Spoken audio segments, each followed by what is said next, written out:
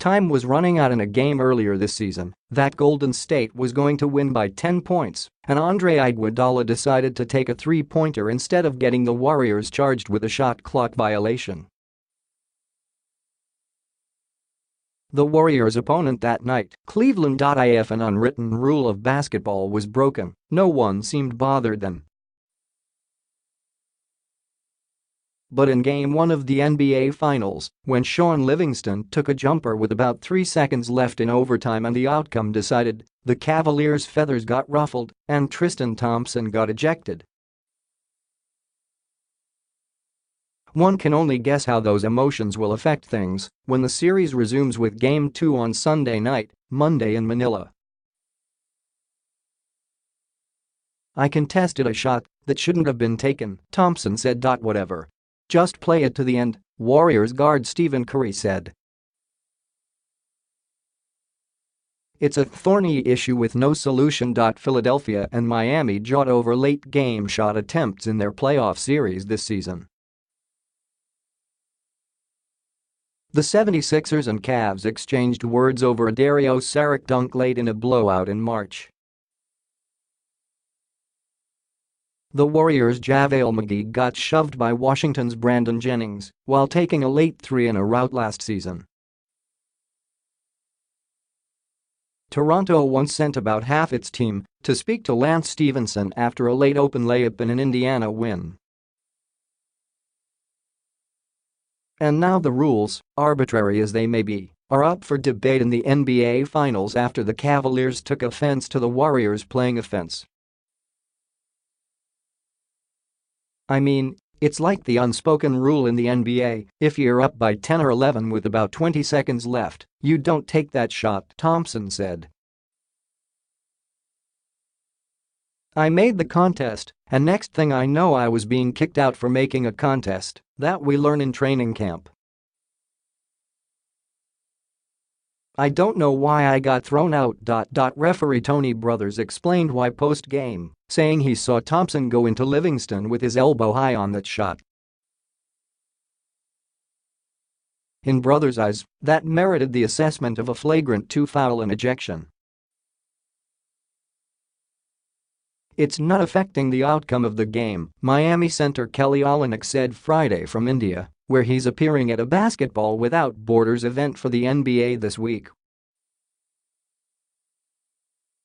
"It doesn't really matter to me. It doesn't really make a difference to me. It doesn't make a difference in the outcome of the game, win and loss record. If a guy wants 2 more points, we'll give it to him and move on. Thing is, the Warriors take those shots all the time. It's basically a team policy. Since the start of the 2016-17 season, when facing such a situation, time running out, shot clock still on, game outcome clearly decided, Golden State has been charged with a field goal attempt 38 times while committing only 5 shot clock violations." Warriors coach Steve Kerr has a simple rule: don't partake in any habit that leads to a turnover. "His guys are listening. That's our thing," Golden State forward Kevin Durant said. "It's no disrespect to any other team. It's just what we do. We don't want to take the turnover. We take the shot. So we've been doing that all year, since I've been here too." For his part, Cavaliers coach Tyronn Lue shrugged off the Livingston shot Friday. "Got to play to the buzzer," Lue said. "They took a shot, and that's what they do. It doesn't determine the game. The game was over. It's no big deal to me. So, whatever. The 3 instances this season of the Warriors taking a shot clock violation in those situations have one thing in common: they were all against New Orleans, and it should be noted that current Pelicans coach Alvin Gentry are close friends. Otherwise, they don't take the foot off the gas. In the past 2 seasons, the Warriors have taken shots in the final seconds with leads of 30, 36, 44 and 45 points.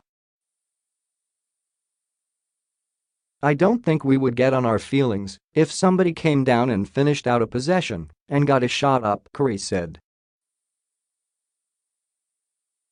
"I mean, obviously, if they're doing some taunting or doing some crazy stuff, that's a little different. But if you're just playing the game of basketball and finishing out a possession instead of taking a turnover, I don't see any problem with that at all. Guys are out there to finish a game and play the right way. Game 1 had a collection of wacky things happen in the final moments, an overturned block charge call that left LeBron James livid, J. R. Smith's baffling decision to run out the clock at the end of regulation, and James and Curry jawing at one another after the Warriors guard tried a layup on the possession before Livingston got fouled on his late shot. And Cleveland hopes its frustration becomes fuel for Game 2. It's not going to be a prom dance, Cleveland's George Hill said. It's going to be a fight.